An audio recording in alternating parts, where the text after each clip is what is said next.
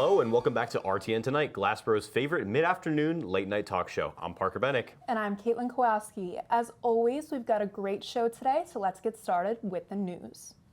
A Texas man has recently been arrested for stealing 2 monkeys from the Dallas Zoo, but the police still have no idea what led him to do it.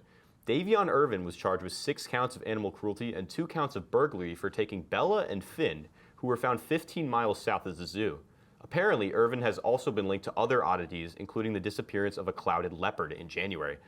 So you heard it here first, folks. Supervillains are in fact becoming real, and they're starting by serially freeing animals from zoos. Nice. Just when you thought zombies aren't real, you might want to think again. An 82-year-old woman was found breathing after being pronounced dead at Davis Funeral Homes in New York. The woman, whose name was not released, was taken to the home around 1:30 p.m., only to be found breathing at 2:09 p.m. Following the awakening, the woman was taken to a nearby hospital to seek treatment. I just can't wrap my head around that she made it all the way to the funeral home and no one knew she was alive. It's giving The Walking Dead, if you ask me. So apparently there's an AI-generated animated sitcom which is broadcasting 24/7 on Twitch. Modeled after Seinfeld, which is colloquially referred to as the show about nothing, Nothing Forever has reached over 130,000 followers on the platform, constantly broadcasting AI-generated comedy to thousands of viewers across the globe. Starring Larry Feinberg, Fred Castopoulos, Yvonne Torres, and Zoltan Kalker, all AI-generated names, the show has been getting a little weird as of late, with some clips demonstrating the AI becoming self-aware. So, you heard it here first, folks. AI is in fact taking over, and it's starting by terribly replicating Seinfeld jokes in a text-to-speech voice. Nice. Picking where to order from and what to order is hard on anyone. Why not order from everywhere? This Michigan man says his son did just that this past weekend after ordering at least a dozen Grubhub restaurants. Keith Stonehouse said he gave his son Mason his phone to play games on before bed. But what he didn't know was that Mason was ordering platters upon platters from different restaurants. Stonehouse said, "I didn't realize what was happening until multiple orders showed up after it was too late." This big bill came out to $1,000 in total, with many leftovers. In late January, 6 doctors decided to perform an interesting experiment, swallowing Legos to test if they're actually a serious risk. The results of the study indicated that if the pieces are small, there's little to no chance for serious injury, which I guess is good to know. If you ever find yourself in a situation where you swallow a Lego brick, just stay calm, I guess. Stepping on Legos, on the other hand, is a different story. That's an Amazon Express delivery straight to the grave. Custom agents say they discovered a dolphin skull in a luggage theft at the Detroit Metropolitan Airport. The U.S. Customs announced Friday that when they conducted a routine X-ray scan, the scan showed the skull of a young dolphin in the bag. According to the CBP, importing or exporting wildlife mammals is prohibited. The skull was turned over to the U.S. Fish and Wildlife Service investigators. I guess he thought dolphins could fly? Back on the topic of AI, researchers have recently determined that the way pigeons learn information is very similar to the way that humans teach AI. So in summary, even some of the most advanced AI in the world is only able to achieve as much functionality as a pigeon. So yeah, most people should have nothing to fear when it comes to an AI takeover, because last time I checked, pigeons don't pose any serious threats to humans for the most part. Me though, I'm panicking because I can't even remember what my last joke was. Was it the Eagles in the Super Bowl? Oh wait, that's actually happening. Super Bowl Sunday is right around the corner. With that, so are the Eagles fans. The quote, "It's a Philly thing," is used and seen on almost every shirt or billboard. It's a Philly thing to also grease up the polls. Preparing for this upcoming Sunday game, Philadelphia is preparing for the worst with greased up polls. For not what you think. And closed roads. Philadelphia Mayor Jim Kennedy is not only excited for the upcoming game, but said, "I will put whatever money into this parade if we win. I'm on my way out." Basically, to all you Philly fans, if you're either not on a pole or shotgunning in the streets, are you really a Philly fan? It's a Philly thing. And guess what? Go Birds. When we come back, Parker is going to interview a member of Rowan's Cinema Workshop, so stick around.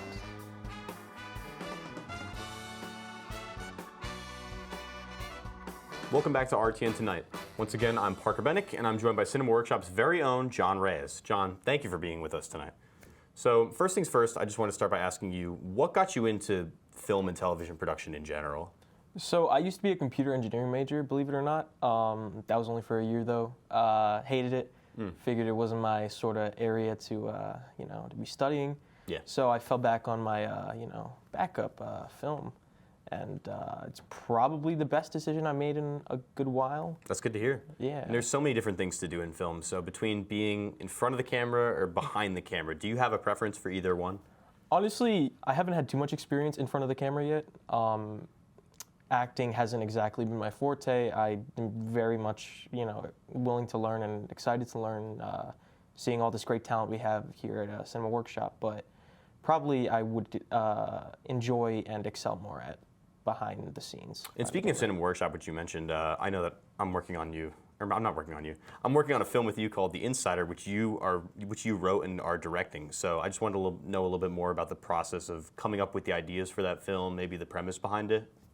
Yeah, so for my Film Production 2 class, it was my first technically script ever.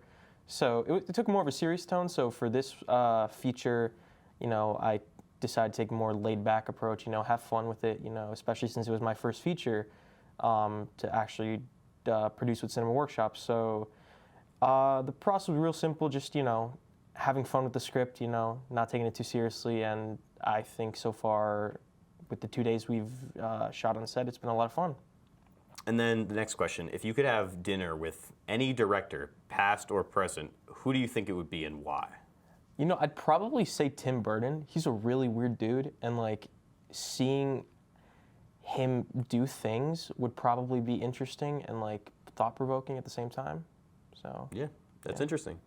And last but not least, is there anything else that you'd like to promote while you're on the air? Obviously, Cinema Workshop, we're a pretty fun club. Thursdays, 9:30, stop by. We're pretty fun people. We make movies. It's fun. Awesome. And thank you once again for coming onto the show, John. And make sure you guys follow Cinema Workshop on Instagram at Rowan Cinema Workshop. And once we come back from the break, Kate will be putting John on our classic RTN game segment, No Cap. So you won't want to miss it. Stick around.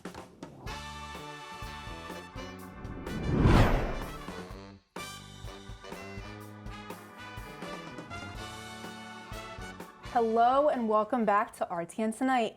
As you know, I'm Caitlin Kowalski and I'm joined by our wonderful guest of the night, John Reyes.